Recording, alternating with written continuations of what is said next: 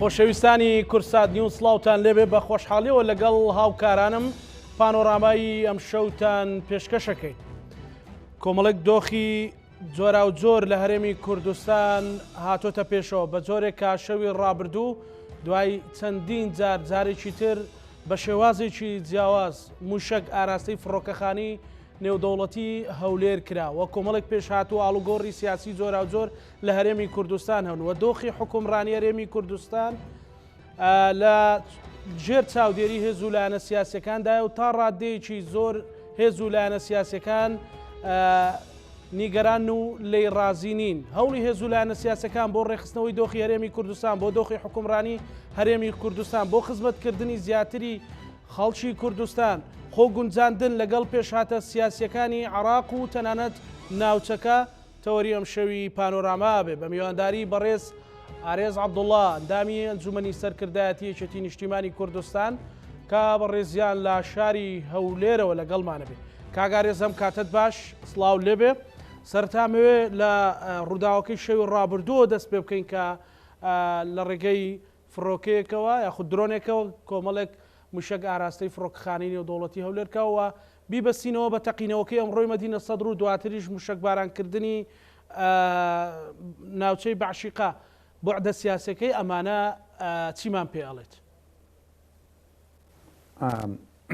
زۆر سپاس. بەڵام لە سەرەتادا ئاگادارتان بکەمەوە کە دەنگ بە کزی دێتە لای من ئەگەر بکرێت چارەسەریکەن داوا لە هاوکارەکانەکەم چارەسەریکەن. سڵاو ڕێزم بۆ بینەرانی کورسات هەیە، سوپاس بۆ ئێوەش کە ئەو دەرفەتان ڕەخساند. موشک بارانکردنی هەولێر بۆ چەندەمین جار و موشک بارانکردنی سوپای تورکیا لە ئەبادینان و ئەوەمان پێ دەڵێن کە بارودۆخی ناوچەکە ئاڵۆزە لە ململانەیەکی تندایە، بەتایبەت ئەگەر ئەمڕۆ سەیری ڕاگەیانەکانمان کردوێ کە ڕاستەوخۆیانە ڕاستەوخۆ پەنجەی تومەت بۆ ئەم وڵات و ئەم وڵات و بۆ ئەم هێز و ئەم هێز درێژ دەکرێت. کەواتە ئەکرێ بە کورتی بڵێن بارودۆخی عێراق بەگشتی و کوردستانیش بە تایبەتی نازێگیرە. بێگومان ئەمڕۆ لە بەغداش تەقینەوە بوو، بەس من بڕواناکەم ئەو دوو تەقینەوەی هەولێر و بەغدا پەیوەندیان پێکەوە بێت، چکە بەپێی ئەو خوێندنەوەی خۆم یەک سەرچاوەیان نییە و یەک ئاراستەی سیاسیشیان نییە. بەداخەوە ئەمڕۆ لە عێراق ئەجندای جۆرا و جۆر هەیە و چ لە ناوەخۆ ئەجندای جۆرا و جۆر هەیە و کاری لەسەر دەکرێت، چ لە دەرەوەش وڵاتانی دەرەوەش وڵاتانی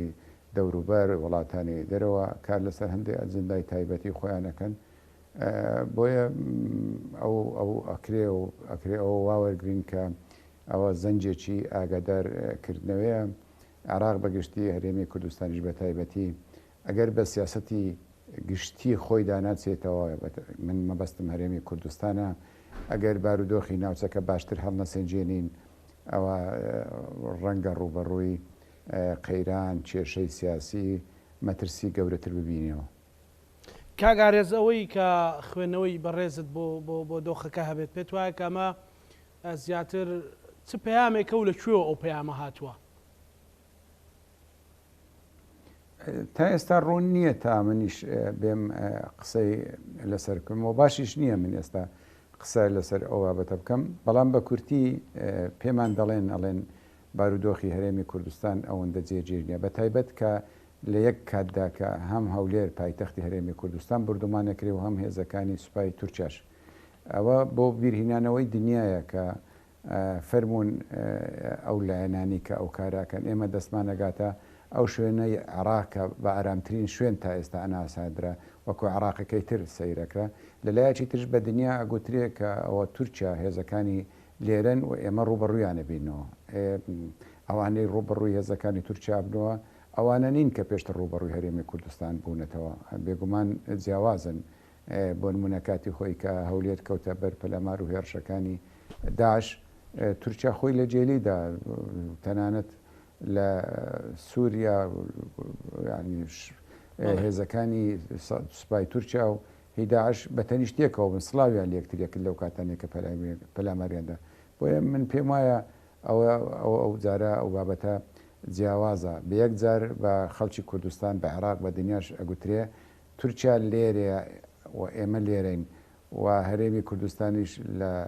ژێر کاریگەری ئێمە لە ژێر کاریگەری ئێمەدایە یاخود لە ژێر سایەی تۆپباران و هەڕەشەکانی ئێمەدایە ئەوە پێویستی بە لێکۆڵینەوەیە لەسەر ئاستی ئەمنی بێگومان ئەو دام و دەستگاکان خەریکە بن چ لەسەر ئاستی سیاسی کە ئەوە هەر پەیوەندی تەنیا بە هەرێمی کوردستانەوە نییە پەیوەندی بە هاوپەیمانی نێودەوڵەتیش هەیە لەسەر هێمویانەوە ئەمریکا ئەبێ ئەو زیاتر ئەو بابەتە ڕوون کاتەوە کە ئایا ئەو پەیام چییە بێگومان پەیام ڕوون و ئاشکرایە زۆر لایەن هەند لە عێراق داوا دەکەن ئەمریکا عێراق بەجێ بێڵێ و هەرێمی کوردستان بەجێ بێڵێ ڕۆژی پێش پێرێ هەواڵێک بڵاو کرایەوە گوایە بارەگایەکی موساد لە هەرێمی کوردستان بردومان کراوە لە کاتێکدا هەمومان نەزانین موساد و ئیسرائیل هیچ جۆرە بنکە و بارەگایەکیان لە هەرێمی کوردستان نییە ئەو بڵاوکردنەوەی ئەو جۆرە هەواڵانە زۆرێک بە شلەژانێکی سیاسی ئەچێ جۆرێک بە ئەواتێ کە بەرژەوەندیە دژەکان ینی ئاراست ڕوبەڕووی یەکتری ببنەوە پێدەچێت سیاسەتە دژەکان ڕوبەڕووی یەکتر ببنەوە بە تایبەت ڕەنگە بە مەبەست ئەو ڕوبەڕووبوونەوە بهێنرێتە هەرێمی کوردستان. بەڵێ کاگارێزەمە تا چەند کاریگەریە بێ لەسەر ئەمریکا و ئەمریکا ینی زیاتر لە هەرێمی کوردستان خۆی جێگیرکاوە خوێندنەوەی جددیتری بۆ دۆخی هەرێمی کوردستان هەبێت بە تایبەتی چەند ڕۆژێک پێشەوەش باڵیۆزی ئەمریکا لە عێراق و نوێنەری ئەمریکا لە سەفارەتی ئەمریکا لە هەولێر لەگەڵ یەکێتی نیشتیمانی کوردستان و هاوسەرۆکانی یەکێتی کۆبوونەتەوە داوای سەقامگیری و تەنانەت باسی داعشش کراوە. بێگومان هەڕەشەی هەڕەشەی داعش ماوە و ئەگەر بڵێن سەقامگیرە وڵاتی ئێمە سەقامگیرە بە پێی ینی ئەگەر بەراوردی بکەین لەگەر ناوچەکانی ناوەڕاستی عێراق سەقامگیرە ئەجینا سەقامگیر نییە تۆ بەشێکی خاکەکەمان دەوڵەتێکدا گیری کردووە داعش هەن لە باشووری کەرکووک هەن لە ناو هەولێر هەفتەیەک پێش ئێستا ڕێکخراوێکی بەهێزی داعش دەستگیر کرا و چەندین جارە هەولێر بردومان بکرێ ینی ئەوەی کە بەنسبەتی ئەمریکا بێگومان گرنگە سەقامگیری بەڵام بەڕاستیدا بەڕاستی ناکرێ هەرێمی کوردستان پشت بە ئەمریکا ببەستێ ئەکرێ پشتی پێ ببەستێ وەکو دۆستێک بەڵام بە شێوەیەکی کاتی ئەکرێ ئەمریکا وەکو دۆستێری ئەمریکا بکە بۆ ئەو تێڕوانیدا لە چیەوە سەرچاوە دەگرێت ناکرێ ئەبێ پشت بەخۆی ببەستێ هەرێمی کوردستان ئەبێ کارتەکانی خۆی باش ڕێکخاتەوە ئەبێ کە ئەڵێم پشتی پێنەبەستێمانانی ئێستا متمانە هەیە پشتیوانی هەیە هاوپەیمانێتێکی باشەیە بەڵام ئەوە تاسەر نییە هەر دوێنێ سەرۆکی ئەمریکا ئەمڕۆ بوو سەرۆکی ئەمریکا باز دەکە ئەڵێ چوار سەرۆک لە ماوەی چوار سەرۆکی ئەمریکا دوی کۆماری و دوی دێموکرات ئێمە لە ئەفغانستان بووی نایاڵم بگاتە سەرۆکی پێنجەم ئێمە لە ئەفغانستانە کشەینەوە ئێمە دو ساڵ پێش ئێستا بینیمان لە ڕۆژئاوا چۆن کوردی گورگان خواردی کرد ئەمریکا واتە ئەو جۆرە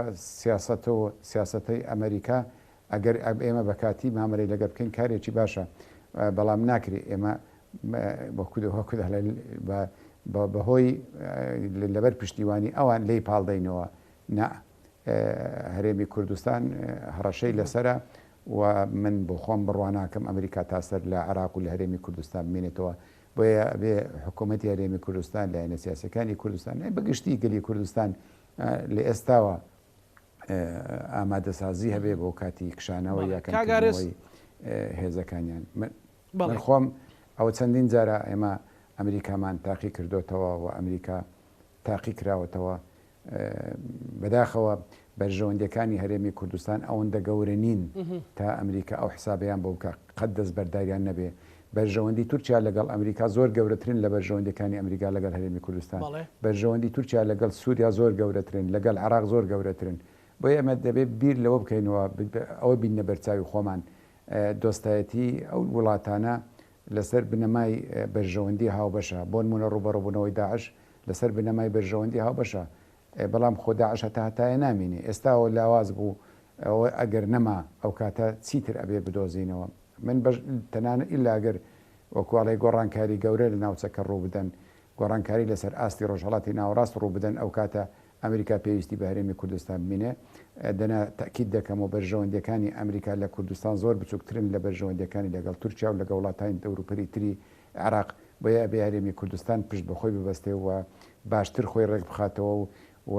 پەرە بە دۆستایەتی ئەمریکا هۆپەیمان و لایەنەکانی تر بدا بەڵام ناکرێ تەنیا بەهۆی ئەوانەوە دەستبەرداری دەست بە خۆماندا شۆڕکەینەوە. بەڵێ کاگارێز پێت وایە مەسەرەن ئەم جم و جۆڵە سەربازیانە پەیامێک بێ بۆ هەڵبژاردننی پێشوەختەی عراق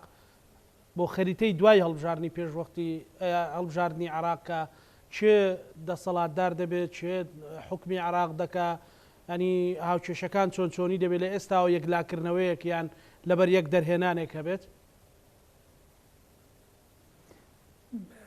بەگشتی داعش و تاقمە تیرۆریستەکان دانەنیشتون و ئەو وڵاتانش کاریگەریان لەسەر عراقەیە و دەستیان لە ناو عراقەیە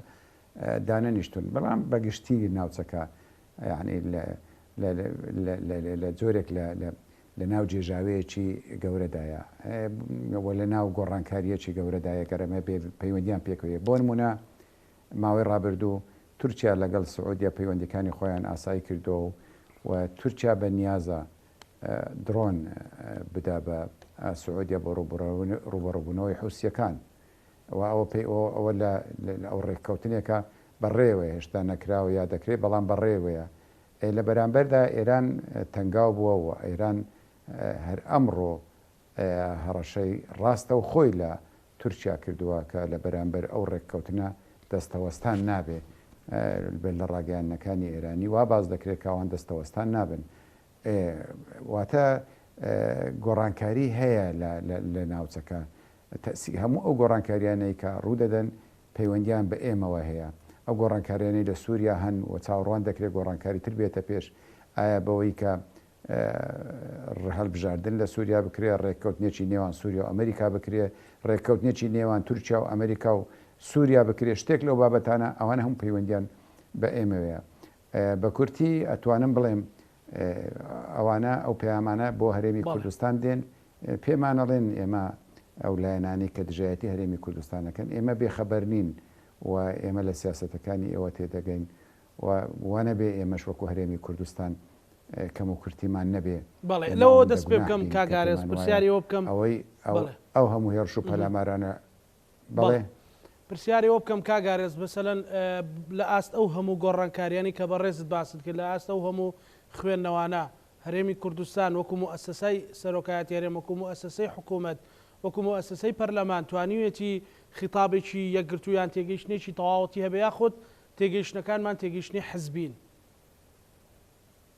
نەخێر بەداخەوە خەمی گەورەی هەرێمی کوردستان خەمی بەرژەوەندی حیزبەکانە وتاری حیزبی هەر کەسە و وتاری حیزبی خۆی ئەبێ بیکاتە وتاری هەموو نیشتیمان کارێکی باشە ئەگەر لە چوارچێوەی سیاسەتی گشتی نیشتیمان بێ ئەو گۆڕە ئەوەی کە وەکو باسم کرد ئێستا ئەوەی کە دەگوزارێ جۆرێکە لە ڕەنگە لە ئاگادارکردنەوەی هەرێمی کوردستانیش چونکە لێرە و لەوێ گلەی لە سیاسەتەکانی هەرێمی کوردستانە کرێ لە زۆر ڕۆوە یعنی گلەی لێ دەکرێت لەو سیاستانە دەکرێت جا چ لەسەر ئاستی عراق چ لەسەر وڵاتانی دەوروبەر و هەرێمی کوردستان بەداخەوە ئێمە ئەو پایە گەورەیە ئەو پێگە گەورەیەمان نییە کە بتوانین بێمنەت بین باشترین شت ئەوەیە دەرس لە ئەزمونونەکانی ڕابردوومان وەربگرین و هەرێمی کوردستان مەبەستمان بە خۆمان دابچینەوە ئەبێ چاو بە پەیوەندیەکانمان لەگە وڵاتانی دەوروبەردا بخشێنینەوە لەگەڵ ئێران لەگەڵ تورکیا بە تایبەت ئەبێ پەیوەندیەکانمان لەگەڵ عراق چاک بکەینەوە باشترین کارت لە دەستی هەرێمی کوردستان کارتی دەوڵەتی عراقە کە خۆمان تێدا بەشێکین بەداخەوە لە ساڵانی ڕابردوو ئێمە ئەو کارتەمان نەک بەکارهێنا بەڵکو لە دژی خۆمان بەکارمان هێنا لە دژی بەرژەوەندەکانی هەرێمی کوردستانمان بەکارهێنا ئێمە دەستمان بە کارتی دەوڵەتی عراقەوە نەگرتووە واتە ئەو کارتێکی زۆر زۆر بەهێزە. تا ئێستا ململانی ناوخۆیەکان ئاساییە، بەڵام ململانەی ناوخۆی لەو کاتەدا ئاسایی نییە، وەکو دەڵێ ململانەی سیاسی لە هەرێمی کوردستان یا بیر و بۆ چوونی جیاواز کاتێک کە دام و دەستگاکانی وڵاتمان دام و دەستگای نیشتیمانی بن بەداخەوە بەو شێوەیە نییە ئەو ململانەیە کار ڕنگدانەوەی خراپی هەیە. ینی تا ئێستا لە هێزە چەکدارەکان کەوت چەندی ساڵە باز دەکەین لە ئاسایش لە شێوازی بەڕێوەبردننی حکوومەت. ینی هەموو ئەوانە ئەومان پێ دەڵێن کە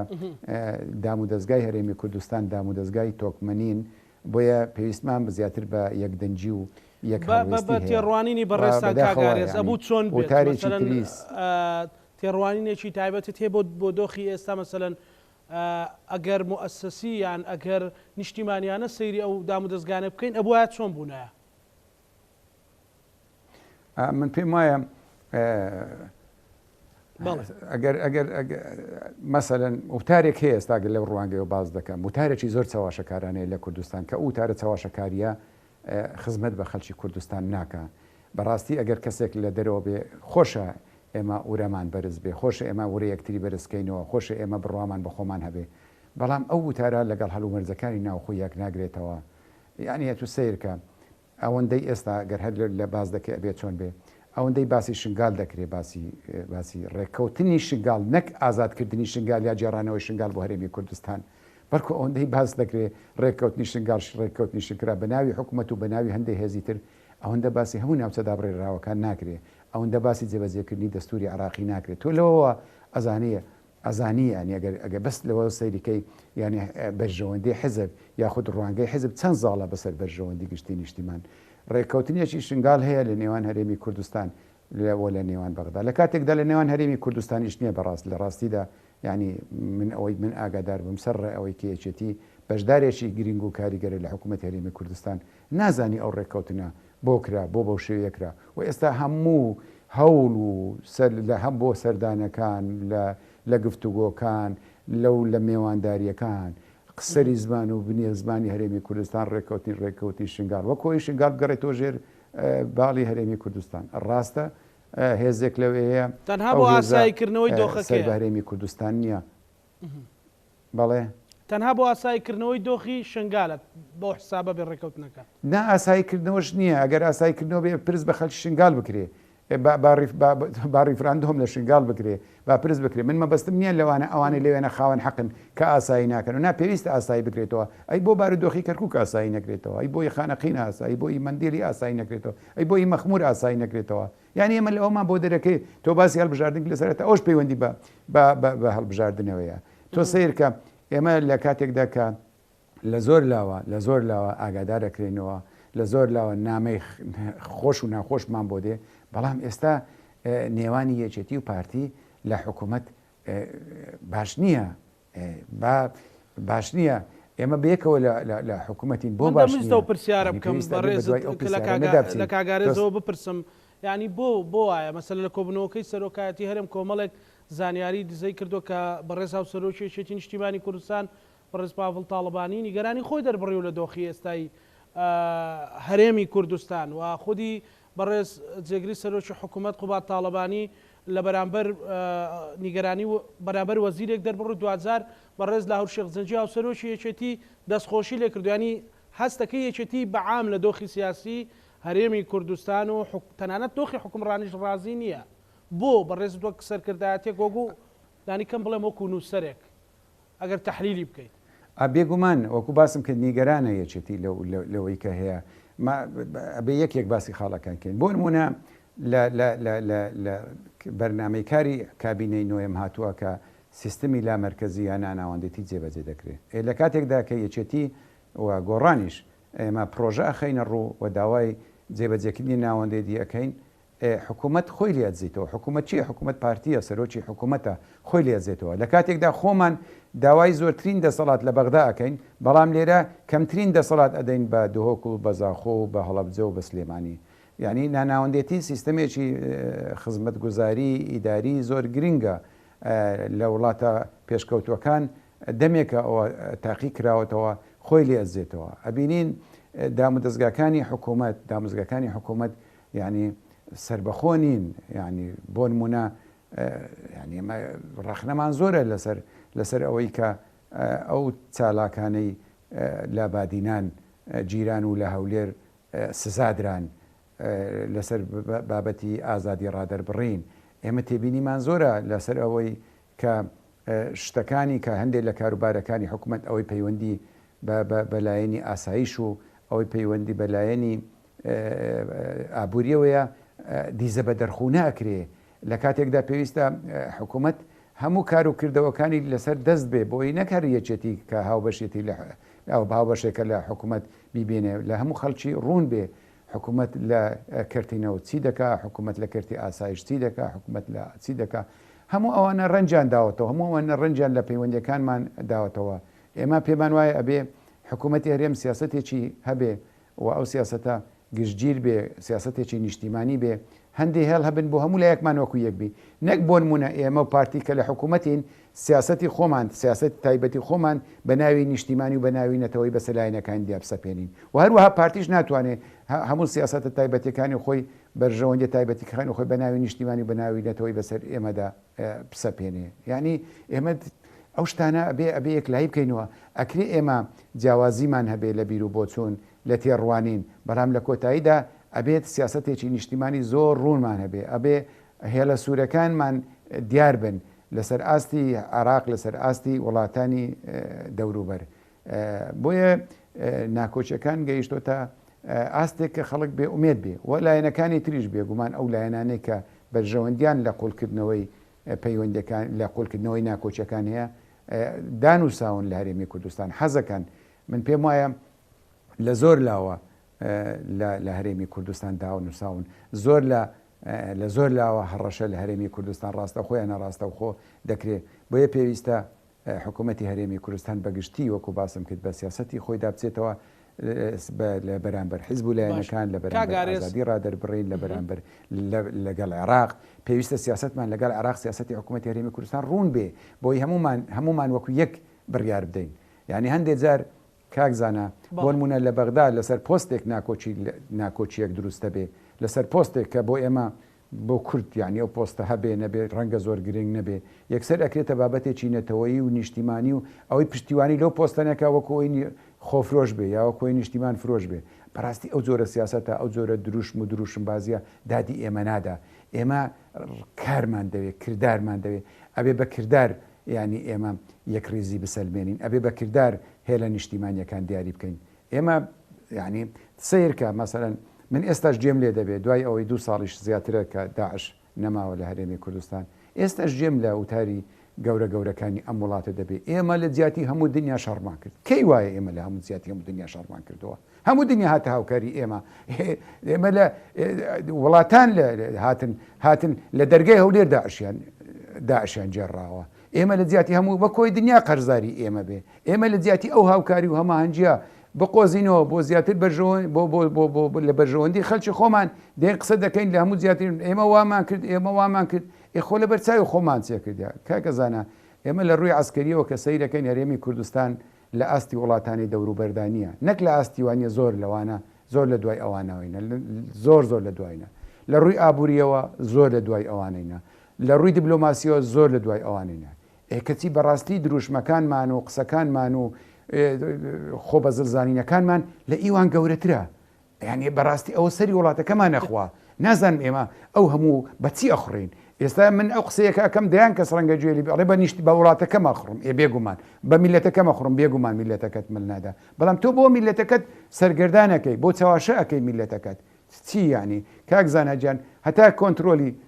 سەفارەتەکان نەکەوت بۆ ناو ژێر دەسەڵاتی حکوومەتی عراقی ئەو حکوومەتی هەرێمی کوردستانە ئەیتوانی چەکی زۆر مۆدێرن لە وڵاتان بێنێتە هەرێمی کوردستان بکڕێ بەڵام ئێمە ئازانین فڕۆکەی پڕی دەبانچەی کلۆک لە کرواتیا و ئۆکرانیا نازام لە چێوە دەهات لە فڕۆکەخانەکەدا دەبەزێرا بەڵام ئێستاگە دوو فڕۆکەی دوژبنێکی داگیر کرد هێڕشمان کاتە سەر ڕەنگە دژە ئاسمانیەکمان نەبێ یاخود ئەو هاوپەیمانان ئەو چەکانیان بۆ نەی نابینە کە ئێستاش ئەو چەکانە ئەوەندەی لە بارەگا حیزبیەکان و ئەوەندەی لە شوێنە تایبەتەکان ئەوەندە لە دەستی هێزی پێشمەرگەنین ئەگەنیانە نەمانەتوانی ڕوبەڕووی داعشیش ببینەوە من ئەو هەموو خوڕین و ئەو هەموو چاواشەکاری ئەو میلەتە تاکەی یعنی ئەو دادمان نادا ئێمە تاکید دەکەمەوە ئەوەی دوێنێ ڕوویدا هەڕەشەیەکی عسکەری نییە بەتەنیا ئەوەی دوێنێ ڕوویدا ئەوە پەیامێکی سیاسی گەورەیە ئەبێ هەرێمی کوردستان باشتر هەڵومەرجە نێودەوڵەتەکان هەڵومەرجە ناوخۆیەکان و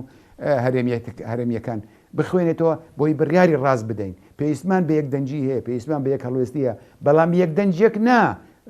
وەکو قاز یەک دەنجێک نا وەکو قازەکە قیڕاندی ئەمە هەمومان بکەن یەک دەنجێک نا لە پێناوی یەک سەرۆک لە پێناوی یەک حزب لە پێناوی یەک حکوومەت نا لە پێناوی ئەوە لە پێناوی میلەتەکەمان لە پێناوی نیشتیمانەکەمان بۆی ئێمە چەندی گەشە بە دێموکراسی بدەین بە ئازادی ڕادەر بدەین چەندی ئێمە دامودەزراوەکانان بەهێزکەین و بێلایەنکەین و یەکیان جیا بکەینەوە ئێمە نەکە لەسەر ئاستی ناوخۆ بەڵکو لەسەر ئاستی نێودەوڵەتیش بەقووەتر دەبین ئێستاوانە تۆ بیرکەوە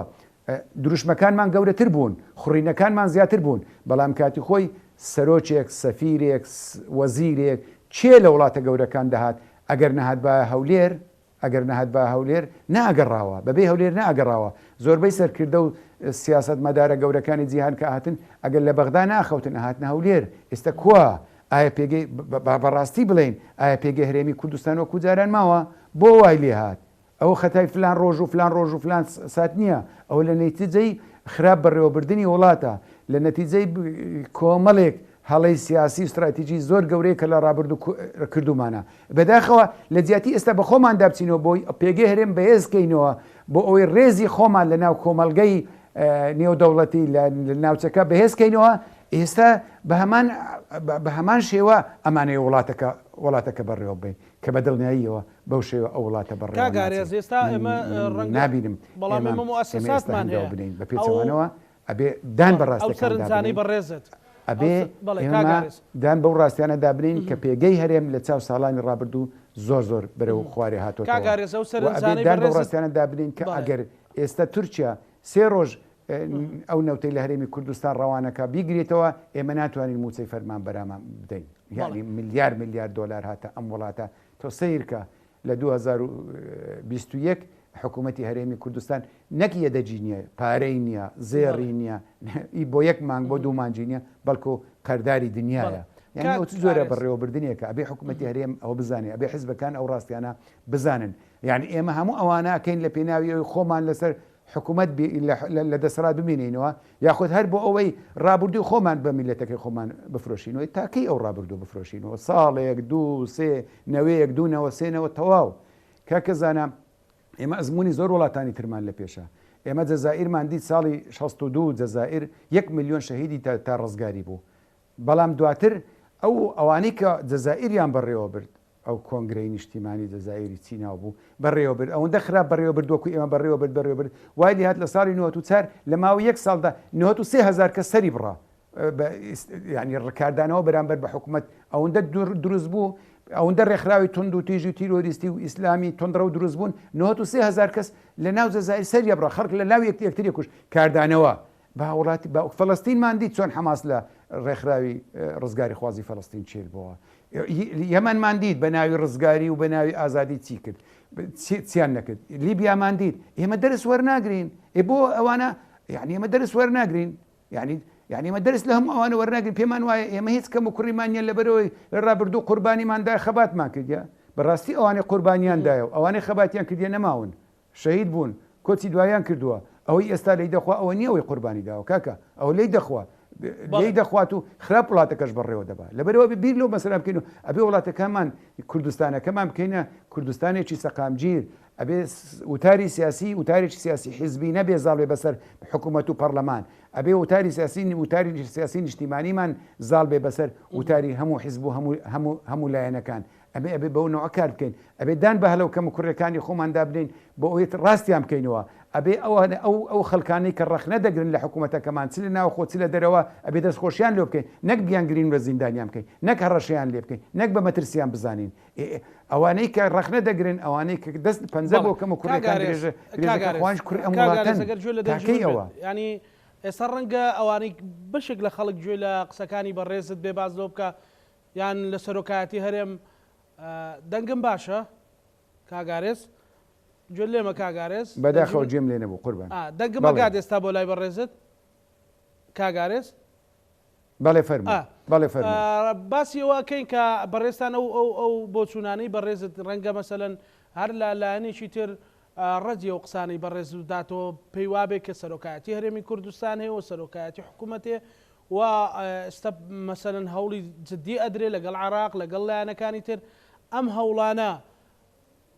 ینی شانی ئەوە نین کە هەرێمی کوردستان ببەنە پێش یاخود لەنا ئەو مەترسیانە بیپارێزن ئەزانی چۆن هەوڵە درێ بەس هەوڵەکان لەبارە برێن استراتیژمان دیار نییە لەگەڵ عێراق بەڕاستی و یەکگرتوونین لە بەرامبەر عێراق بۆ نمونە زۆر جار بە ئەم جارە وەفدی حکوومەتی هەرێمی کوردستان لە بەغدا بوو پشتیوانیمان کرد یعنی ڕۆڵێکی زۆر باشی بینی ئەو شاندەی هەرێمی کوردستان لە بەغدا وتوانیان دەرگای یعنی جگەلەوەی کە ڕێککەوتن کرا لەسەر بوو هەر ئەوە نا ئەو ڕێککەوتن هەر لە ڕووی داراییەوە گرنگ نەبوو لە ڕووی ئابووری گرنگ نەبوو لە ڕووی سیاسیەوە گرنگ بوو لە ڕووی دروستکردنەوەی دەرگایەکی تر لە پەیوەندەکانی نێوان هەرێمی کورد عێراق دروست بوو هەردوایە ئەوشتی تر ڕوویدایە شتی تر ڕوودەدا واتە ئێمە بەڕاستیکەی تا ئێستا یەکگرتوونین لە بەرامبەر بەغدا سیاستمان یەک نییە باس لەوە دەکەی ئەو لایەنانە ڕەتدەدەنەوە بۆچی ڕەتدەدەنەوە ئەگەر ئێمە ئەوەندە بەهێزین ئەگەر ئێمە ئەوەندە بەهێزین با پێمان بڵێن لە چ ڕێکەوە لە ڕووی ئابووری بەهێزترین لەوەی من باسم کرد لە ڕووی سەربازیەوە بەهێزترین لە ڕووی دەستپاچیەوە بەهێزترین لە چ ڕێکەوە بەهێزترین لەوەی کە ڕەتمەدەنەوە ئەڵێن وڵات نەوەڵا پیلان لە هەرێمی کوردستان ناجێردرێ وڵا ئەتوانن ئەوانە ڕەتدەدەن و ناتوانن سەبارەت بە عێراقیش تەکید دەکەمەوە لەو هەڵوو مەرجانە من هەڵم ئێستا لە جیاتی هەموو لایەنە سیاسەکان قسە بکەم بەڵام من پێم وایە ئێستاش کارتی عێراق کارتی دەوڵەتی عێراق لە دەست کورد کارتێکی بەهێزە بۆی دەستی پێوە بگرێ بۆی کاروباری خۆی لەژێر سایەدا باش بەڕێوە ببا و ئەبێت سیاست دیار بێ ئێستا بۆ نمونە ئێمە بەرەو هەڵبژاردنەکانە چین دوو ئاراستەی زۆر جیا لە هەرێمی کوردستان دیارە وەڵا سێ ئاراستەیە بەوەی کە هاوپەیمانەتی لەگەڵ تیاری سەدری بکرێت لەگەڵ ئەو بکرێت لەگەڵ ئەو بکرێت پێشتر دەگوترا ئێمە نامانەوێت ئێمە دەنگ بە حکوومەتێک نادەین ئەگەر فلان کەس ببێتە سەرۆکی حکوومەت باشە دەنگ بە فلان کەس نادەین ئەگە فلان کەس دووبارە بێتەوە دەنگ بە ئەو شتانەمان کرد هەر ساڵی لەگەر یەکمان تێکدا تا ئاخری لە لەگەڵ زۆربەی لایەنە شیعیەکان ئەوانەی کە دۆستمان بوو لەگەڵمان تێکدا ئێستا ژێر بەژێر دەچین لەگەڵ لایەنەکانی تردا ڕێکەکەوین ئەو ڕێککەوتنە یەکێتی بیکە گۆڕان بیکە پارتی بیکە هەرچێک بیکە خراپە بەڕای من ئێستا ئەبێ یەک هەڵوێستیمان هەبێ بەڵام تاکید دەکەم ئەو هەڵوێستە بۆ بەرژەوەندی یەکێتی و پارتی ناوبێت لە دژی حیزبەکانی تر ئەبێ بۆ بەرژەوەندی خەڵکی کوردستان بێ بە هاوکاری لایەنەکانی تریش کە ئەڵێم سێ ئاراستەیە ئاراستەی یەکێتی هەیە ئاراستەی پارتی هەیە ئاراستەی لایەنەکانی تریش هەیە دوێنێ بوو لە بەغدا کۆنگرەیەکی ڕۆژنامەگەری کرا خەڵکانێکە بوون لە سلێمانی ئەچون داوای جیابوونەوەی سلێمانیانە کرد خۆ من نەک پشتیوانی لەوە ناکەم من دژی ئەو جۆرە بۆ چوونانەشم و پێشتریش ڕامگەیاندووە بەڵام خۆ حکوومەتی هەرێمی کوردستان خۆ لایەنە سیاسەکان بە تایبەت پارتی وێچێتی ئەوێ پرسیار بکەن ئەو جۆرە ڕووداوانە چن ئەو جۆرە کاردانەوە چن لە بەغدا خەڵک لێرە بچێت لە بەغدا داوای زیادکردنەوەی سلێمی بکەکەەوە کارێکە لە بەرژەوەندی نە ئێستای هەرێمی کوردستان نە دوا ڕۆژی میلەتە کەشمانە بەڵام چۆن ئەو کاردانەوە ئەبێ پرسیار بکەن بۆی بە دوا دابچین ناکرێ مادام ئەوان کاریان کرد ئێمە خەتێکی ڕاست و چەپیان بەسەردا بێنین مادام ئەو کاریان کرد تۆمەتیان بۆ دروستکەین ئەبێ پرسیار بکەین بۆ و ئەگەر کەم و کوڕێک لە حکوومەت هەیە لە یەکێتی لە پارتیە ئەبێ چاچی بکەینەوە نەک ئەوە بکەین یعنی ئەو هەموو شتانە ڕوودەدەن ئەو هەموو شتوڕە دەدەن ئێمە نازانم لە گوێگادا خەوتوین یان نازانم یان ئەو برادرانەی کە بێخەمێن یان تەنیا خەمی خۆیانە بە جۆرەشتر دنیا ئەبینن هیوادارم وەکو واقع چۆنە وا دنیا ببین بۆی بڕیاری واقعیانە بدەن بۆی هەڵوێستی واقعیانە وەربگرن کاگارێز پرسێکی تر هەیە مەسەلەن زۆر جا لە هەرێمی کوردستان زۆر ئەوەندە باسی چاکسازی کراوە ئێستا خودی وشەکەش تا ڕادێک لە بەرچاوی خەڵک وێنەکەی شێواوە ینی فۆرمەکەی شێواوە وەکو وشە دوێنێ یاد ئەنفال بوو ئێستا چینە ناو قۆناغەکانی چیمیاباران و ئەنفالی خەڵکی کوردستان کە هەزاران 182,000 کەس ئەنفال کرا ئێستا دوێنێ دروشمێک زۆر زەق بوو کە جاش و مستەشارەکان لە هەرێمی کوردستان ینی لەلایەن هێز و لایەنە سیاسەکان ینی ڕێز و تەقدیریان زیاتر لە خەڵکێکی قوربانی دەر ئەمە بۆ چارەسەر ناکرێت ئەمە سەرنجامی ئەم هەرێمە بەرەو کوێ بە زانی چۆنە کاکە زانە کاتی خۆی لێبوردنێکی گشتی دەرکراوە بۆ هەموو ئەوانەی کە بەڵام خۆ بۆ مانە نەبوو کە خزمەت بکرێن و بچنە سەری سەرەوە هەڵەیان کردووە نازانم بەڵام ئەو لێبوردنی گشتێ بۆ ئەو نەبوو بکرێنەوە تاجی سەرڕاستە منیش لەگەڵەوەم و ئەوانە دەستکەوتەکانیان لە سەروی دەستکەوتی کە سوکاری قوربانیان بی بێگومان ئەو ڕاستی هەیە و خۆمان نەزانین هەیە و پێویستە و بابەتە نەدەبوو ئەوەندە دوا بکەوێ نەدەبوو ئەوەندە دوا بکەوێت دەبایە زۆر چارەسەر کرابایە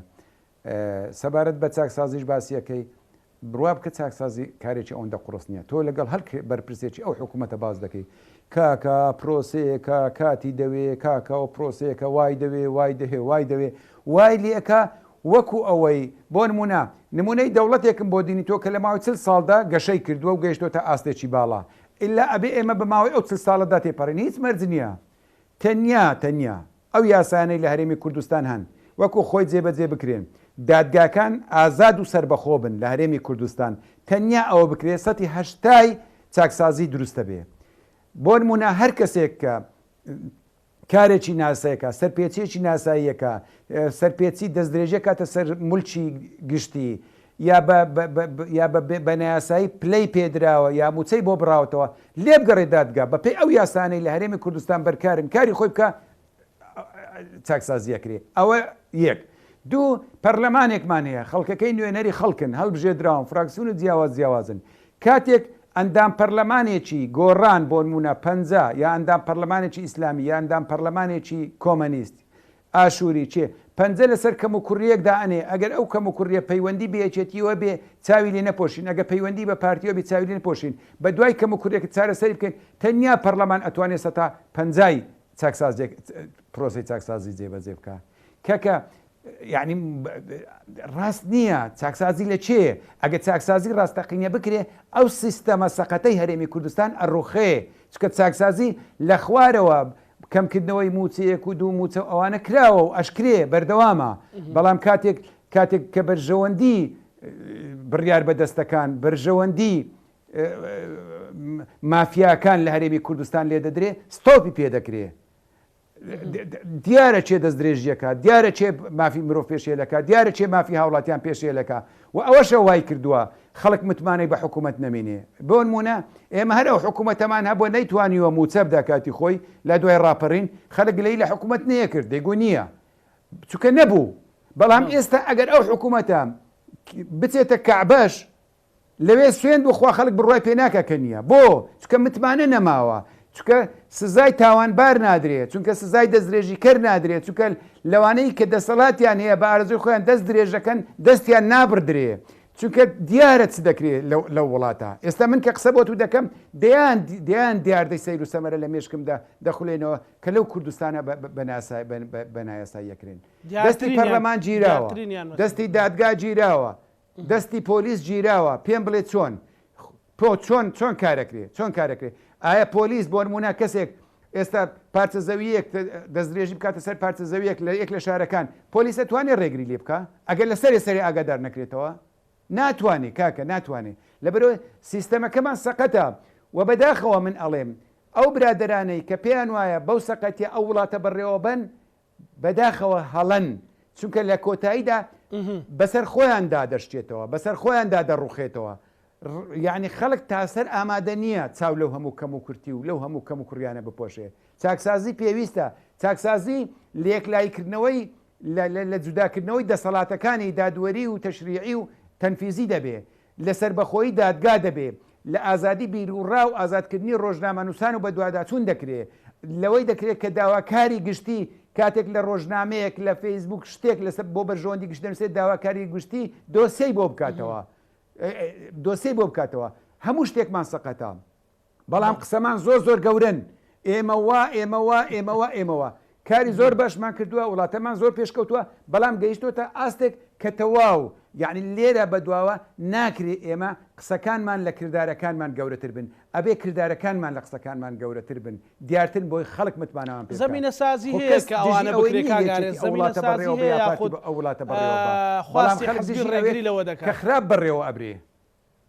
کاگارێز زمینە سازی هەیە وەکو بەڕێزە دووتت قسە گەورەکان بچووکەینەوە کردداری گەورە بکەین یاخود بەرژەوەندی حزبی ڕێگە بەوە نادا ینی بەرژەوەندی حزبی زاڵە بەسەر بەرژەوەندی نیشتیمانی بەداخەوە